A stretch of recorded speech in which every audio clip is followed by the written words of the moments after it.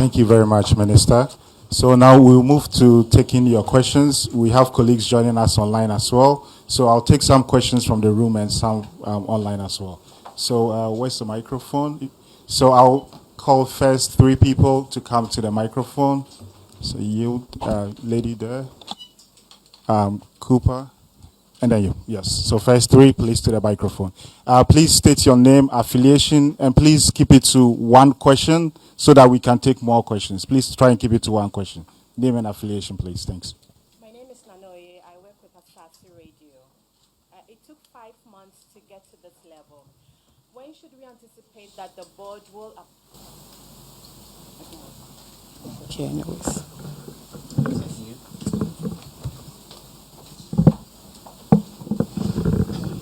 Okay. All right. My name is Nanoye Ankra. I work with Asasi Radio. It took 5 months for us to get to this level. When should we anticipate that the board will approve this deal? And I want to know how long it would take after that for the money to hit Ghana's account. I wish I had an opportunity for another question. But. All right. Thank you very much. So, hello. My name is Joshua from the Business and Financial Times.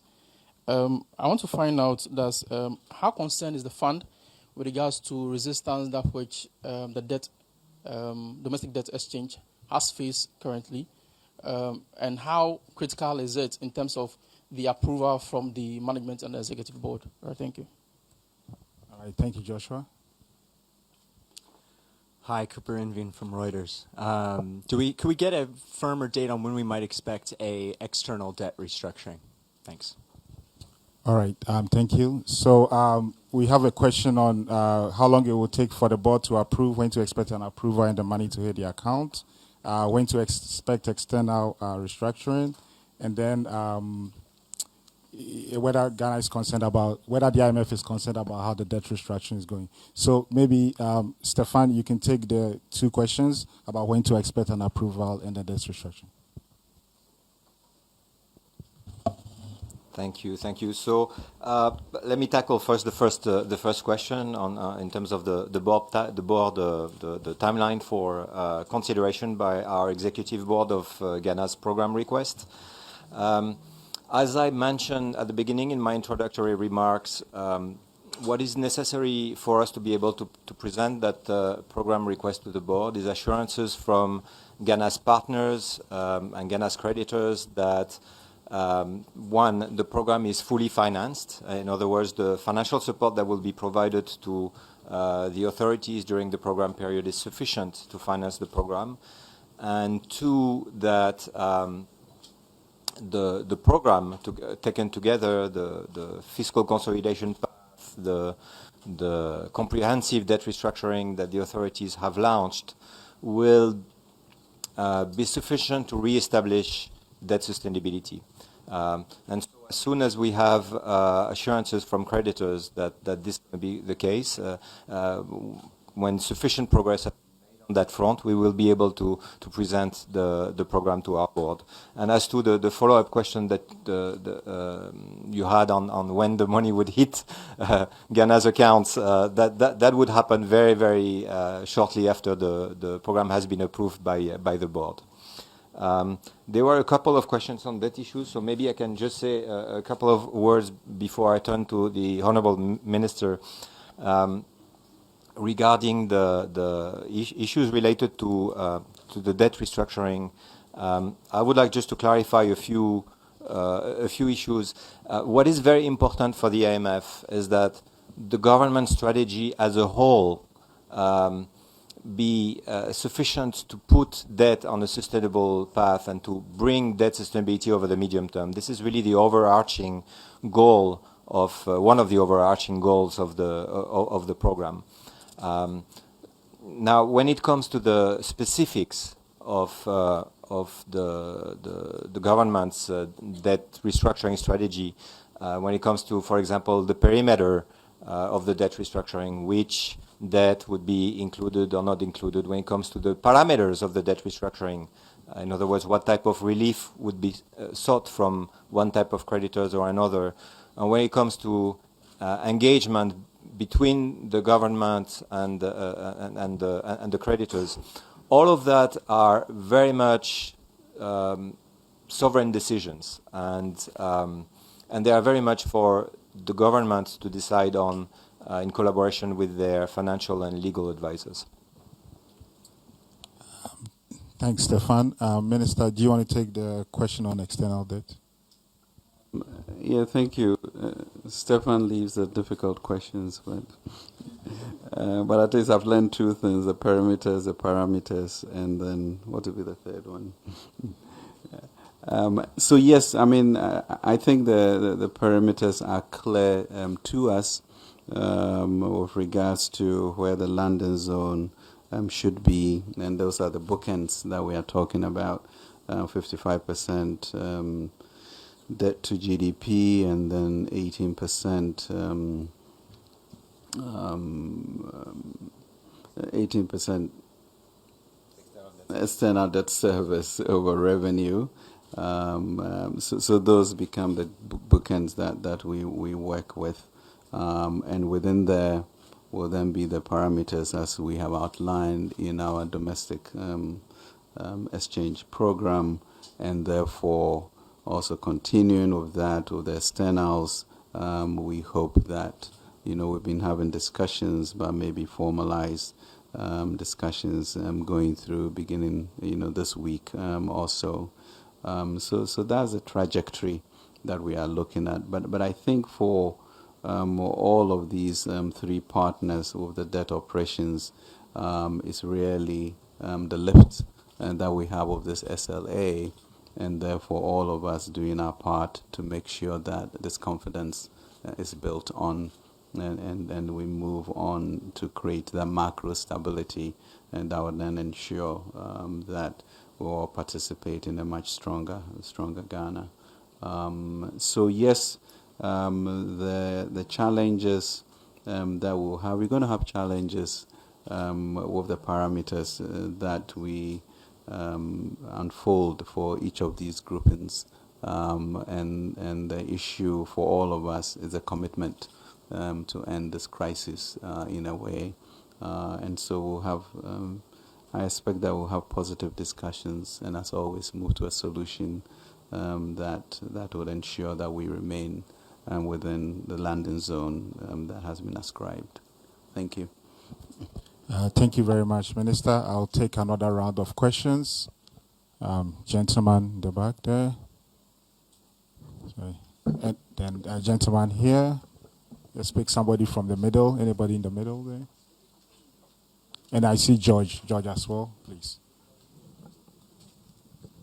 Please state your name, your affiliation, and please keep it to one question. Thank you. Thank you so much. My name is Sani Abdurrahman. I work with Media General. My question is to Minister Ken Ofori-Atta. Looking at the agitations emerging since the announcement of the debt exchange program, are you in any way considering any sort of adjustment in the program, and what will be the implication? Thank you. Thank you. Yeah, this should come down. Okay.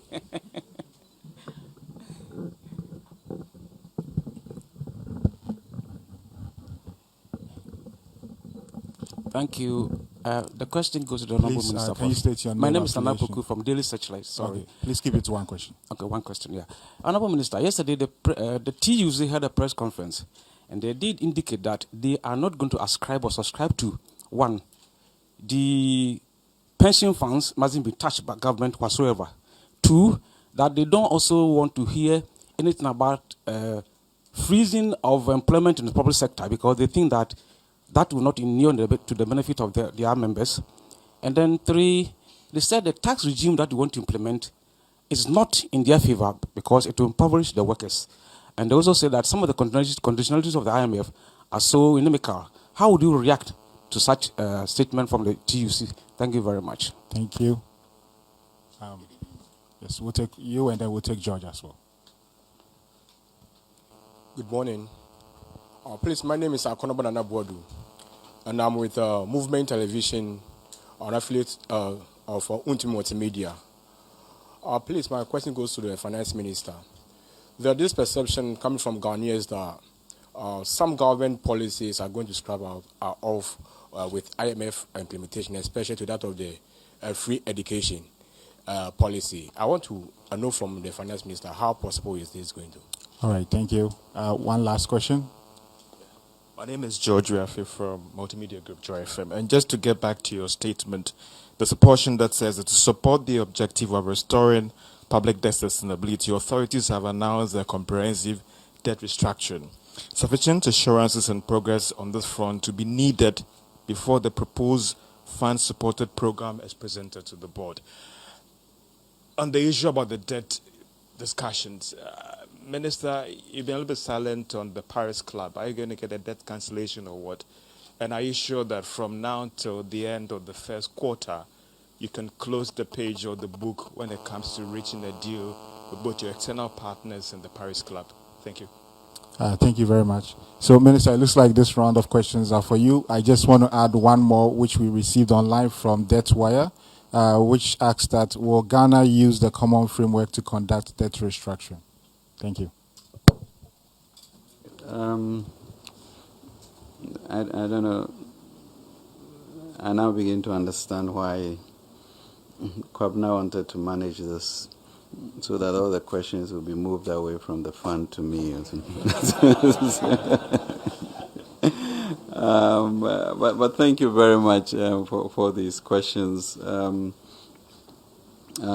debt exchange program, adjustments and implications for that. I think we know what I talked about, the landing zone or the bookends. So it's within that framework that any accommodations will have to be made. So yes, we are certainly listening. We've had a lot of engagement and will continue with the unions and really also all of us asking ourselves whether an orderly process to where we want to go is what we all seek, and within that, what sacrifices and burden sharing that we have.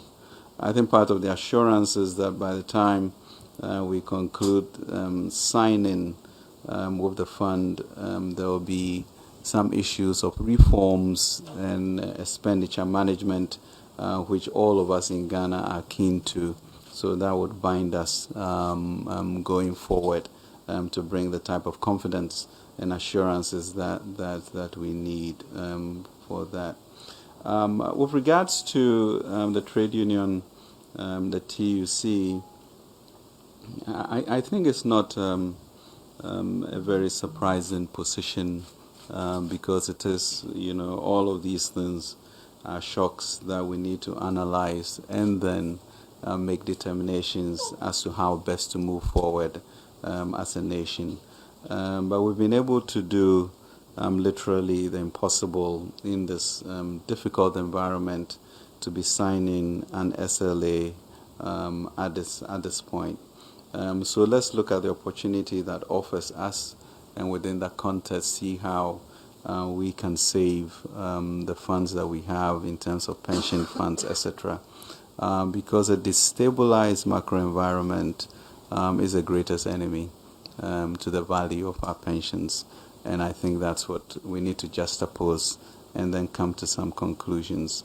So sort of segueing into George's question, we have been able to do this in 5 months. I think at the beginning, the same questions were asked whether we'll be able to get to an SLA before year end. But I think with the spirit of this team and what we are doing, we will go into the discussions with the debt operation with the same fervor, understanding, and I believe we will get there to get the board approval. Common framework, as we all know, has been plagued with a lot of difficulties. And I think the Paris Club, everybody has learned from it. So yes, we've been engaging, and we need to figure out how to ensure that if there's a platform that has to be used, then we need assurances of speed and to expedite the clarity of what we have to do that.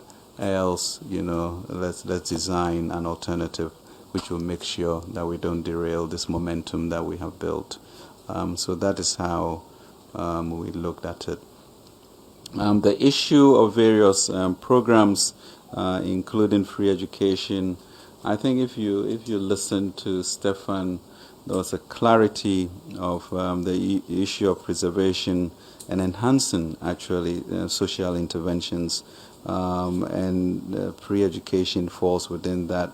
I think we are doing a review to look at efficiencies of all of these programs, and that has already kicked off. And as we then continue, we'll make sure that these are run efficiently. I mean, free education, the issue of human capital is something that, I think the government of President Akufo-Addo is completely committed to and clear about that, because that always remains our future and also ensures social mobility for every Ghanaian. The sense of citizenhood is important. So yes, we can make it more efficient. I think within the 5-6 years that we've been here, we saw sort of average results move from 45% to 50%, and this year we had an average of 60%, which was just phenomenal. So the resources are being deployed to some 1.4 million people, which secures our future, and there's nothing better than that. So I'm not sure anybody should worry about that going forward. Thank you very much indeed. I hope I covered all. Yes, you did. So I will now take some questions online, and then I'll come back to the room. We've received questions from Gabriel Steinhauser, Wall Street Journal, and then Laura from Debt Wire. Gabriel wants to know from Stefan, what's your assessment of the maximum debt service, maximum ratio of debt service of revenue Ghana can carry?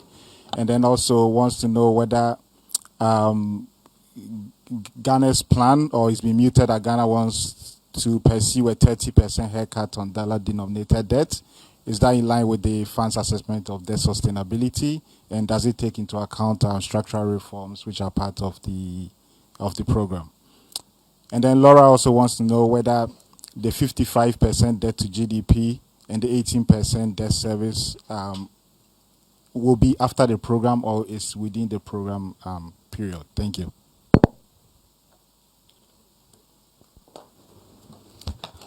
Thank you. So still quite a few questions on debt issues. I think maybe to step back and to explain a little bit under what framework we are working and what has guided our discussions and what has guided also the government's goals when it comes to re-establishing debt sustainability over the medium term.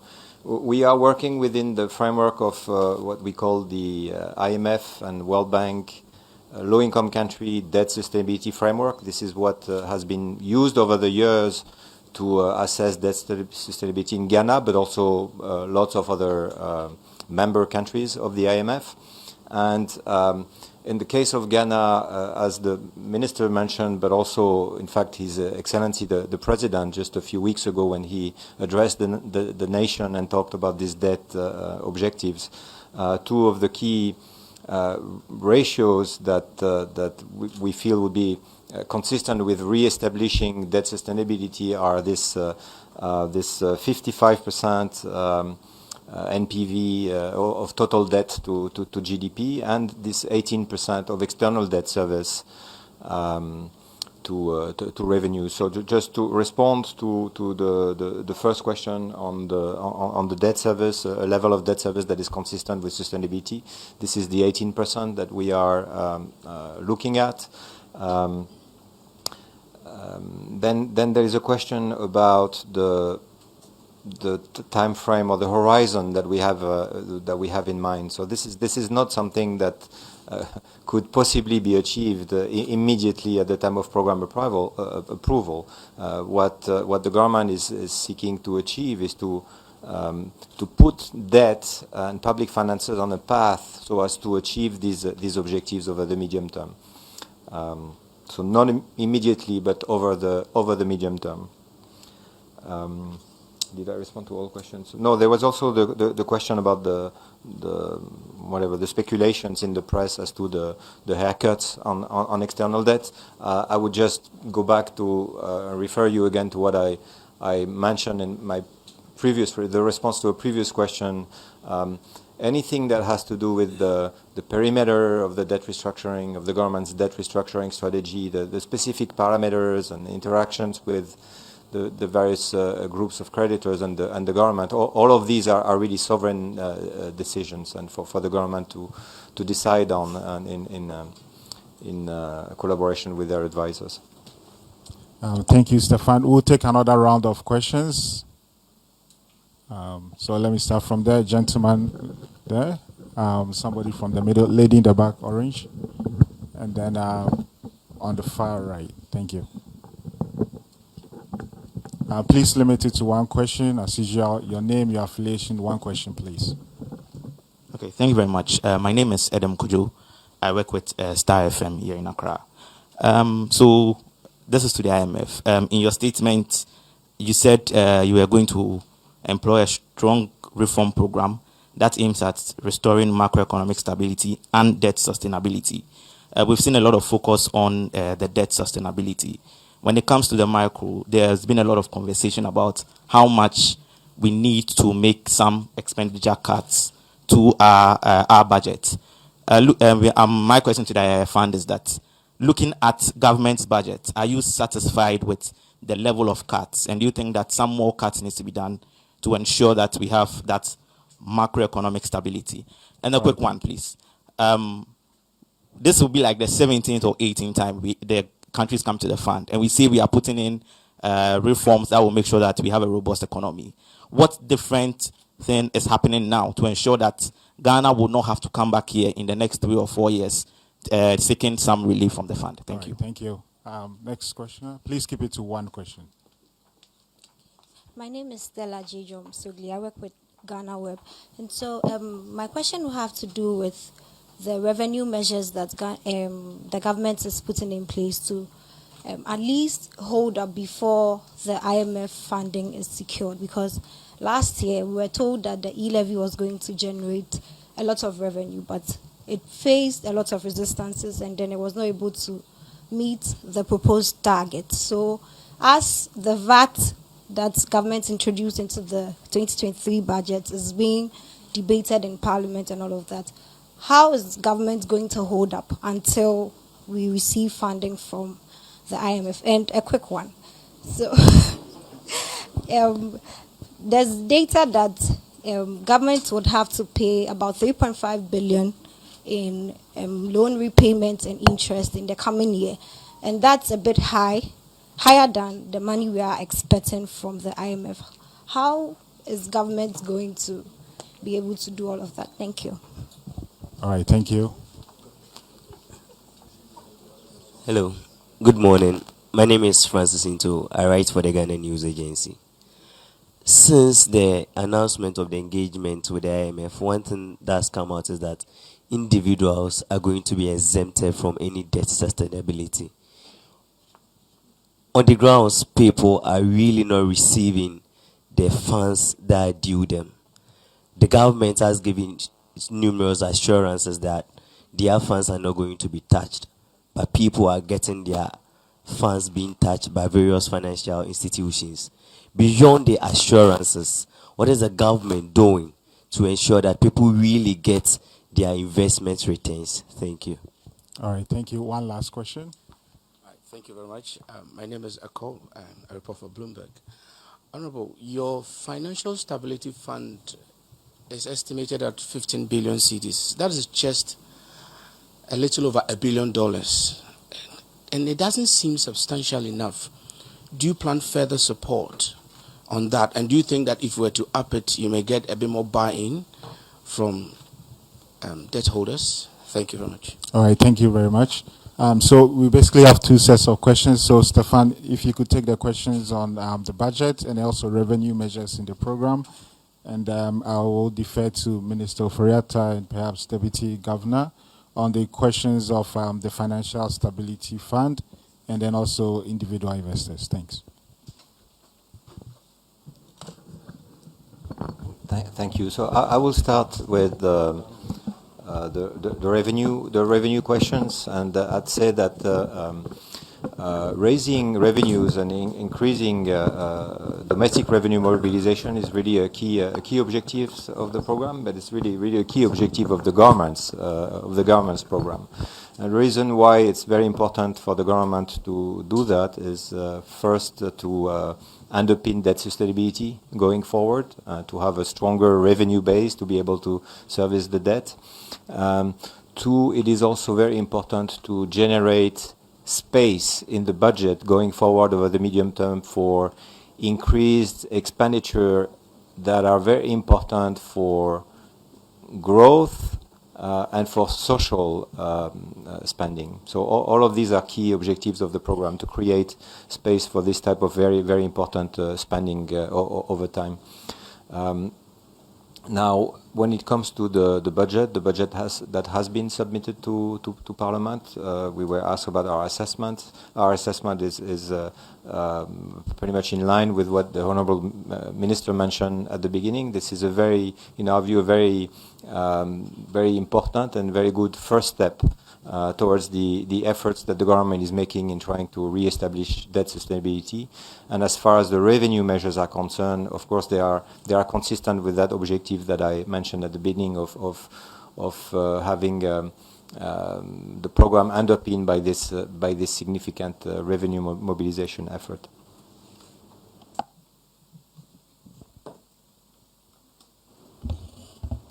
Thank you very much, Stefan. I think that going from Carl's question, the Financial Stability Fund, the challenge for most of these funds is to engender confidence, and once you do have the confidence as to where we are going, you don't have people dependent on that fund. But certainly we will stand ready to enhance it as and when it is necessary. But my expectation is that from hence, with the signing of the SLA, we should all kind of rest assured that we are on a path that we can depend on, and therefore the issue of people thinking they need to pick up their money from their investments will not be necessary, as stability will be coming. So yes, if it needs to be enhanced, it will, but I think in Jamaica it was not even taken up at all, even though it brought a sense of confidence to the market. So we expect that. And the key issue about returns on our investment is really, in the end, macro stability. And that is what we are seeking to achieve, so that we can work together through this. I think the other question on the revenue measures, certainly we all experience the devastating impact of Parliament not approving our measures on time, and the resistance that occurred. We pray that with this work that the executive have done to bring the SLA so quickly to us, will also contribute a bit to make sure that we're on the same page and continue with the sense of stability and confidence that is emerging. So that's that. Thank you. All right. Thank you, Minister. So we'll take one last round of questions, and then we'll close this. That's if we have any questions at all. Oh, we do have questions. Just people who haven't gotten the opportunity to ask questions yet. Yes, you. I'm trying to see those in the back. They also, so they can get opportunity. Gentleman in the back, and then Maxwell. Yes. No, gentleman in the white, and then yes, you can also. So we have 4 questions. Thanks. All right. Please, name, affiliation. Please keep it to one question. All right. My name is Mark Byron with UTV. My question goes to the Minister. The issue of fiscal discipline is a major concern for Ghanaians. For them, mostly they think the government has not been good at using the state's money. This $3 billion that is coming, what is assurance that, just as you are saying, is going to turn the economy around? Are we assured of this? Thank you. All right, thank you. Next person. Thank you. My name is Alfredo Kanse. I work with Media General. I want to find out from the minister why the various stakeholders were not engaged before this debt exchange program was launched. That's one of their major concerns. Why this was a surprise to them, first of all. So now that you're going back to them to now consult them after the announcement, how sure are you that they're going to support this? And why are individual bondholders exempted from this program? I want to find out. Thank you. All right, thank you. Next person. Hello, my name is Maxwell Adumbile from Graphic. I don't know if the question on when the external debt restructuring will commence, whether the answer skipped me or the answer wasn't given. If you can clarify that, Minister. And then on the issue of the Stability Fund, I want to get a comment of or the position of the fund on it. And then once the World Bank is here, they can tell us what they think of it and if they have any commitment to make. Thank you. Yeah. Okay, thank you. So just an add-on to his question about the external debt. We're asking what form will the external debt restructuring take? We want to have an answer to that. And again, my friend asked the question, but we didn't get an answer. This will be the 17th time Ghana is coming to the IMF. Why is it that anytime you leave us, we are not able to walk on our own? We have to come back to you for the same things you helped us get out of. Why isn't the fund worried about why we quickly run back to you when you leave us to walk on our own? All right, thank you very much. So I think let's start with that question since you didn't get the answer the first time. So Stefan, if you could start with what's different about this program, and then also talk about the other issues. Thanks. Thank you. So I think throughout the past 6 months, our engagement with various stakeholders, civil society, and others, and with the government also, it was very clear that one of the objectives of this program should be to make the economy more resilient to shocks. Yeah, because the solution to what you are raising here of the recurrence of IMF programs, the way to deal with this is just to make sure that the economy becomes more resilient. And it is certainly a key objective of the program, and how that would be achieved under the program is by implementing reforms that aim at tackling the underlying structural weaknesses that make the economy less resilient to shock. So this is really a key objective of the program, and this is why I referred to at the beginning in my introductory remarks to a wide-ranging reform program. Just a quick comment. I believe there was a question addressed to us on the Financial Stability Fund and our views on this. We are very supportive of the initiative, of course. The more safety nets there are to preserve financial stability, the better. And so we think it is a very good initiative. And I would like to take that opportunity actually to encourage partners to support the government of Ghana in this endeavor. But another aspect that is important, also related to a previous question, is that this is not the only tool to deal with financial stability, preserve financial stability, and bolster confidence. The regulators also have at their disposal a number of tools that can be deployed, and I would refer you to the statement that the Bank of Ghana has issued last week in this respect. And we are also very supportive of all of these initiatives and policies that are being put in place to mitigate the impact of the domestic debt exchange. All right, thank you, Minister. Thank you very much indeed, and thank you for your questions. I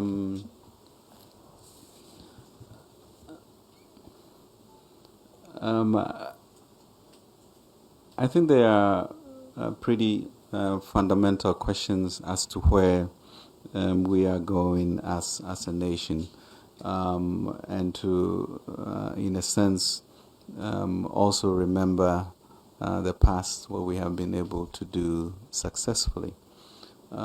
So, yes, let us remember that we were in a fund program from 2015 and we successfully got out of it. Let us also remember that through that period until COVID, we were on a trajectory that was very impressive. Let us also remember that we, more than most countries during the COVID period, kept lives and livelihoods above all, and really came out of that historic or pandemic event much stronger than most in which we although had growth. So yes, we've been met with this situation that we then have to find our way out of, and that is where we've gone for support. But as Stefan mentioned, there are some structural things that need to be done in terms of diversification, in terms of reliance on imports, and therefore become an export-driven entrepreneurial society.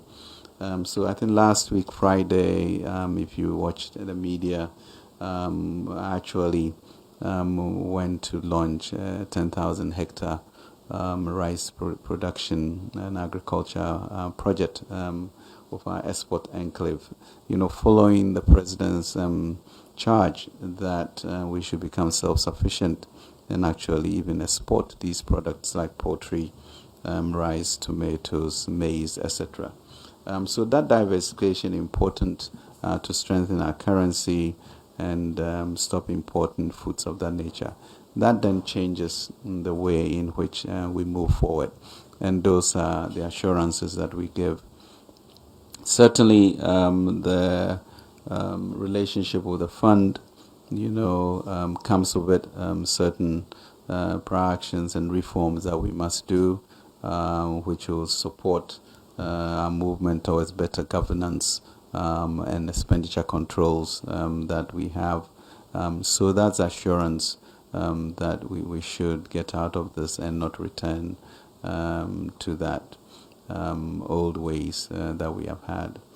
The question on the external discussions, really, as I mentioned, we have started conversations, and we really will look to kick off strongly this week, both the bilaterals and the external bond investors. So the 17th time, we pray that this will be the last, and that is why the program is going to be that strong. So, I mean, for me, the experience that we had gone through since 2017 leaves me in no doubt that we can go over this problem that we have and actually institute a strong, resilient economy that is diversified and export-oriented, and that is the goal. So the other part of this whole program is now the PCPEC program, which is looking to get substantial investments to get a private sector-oriented economy that is then diversified and supports our currency in a strong way.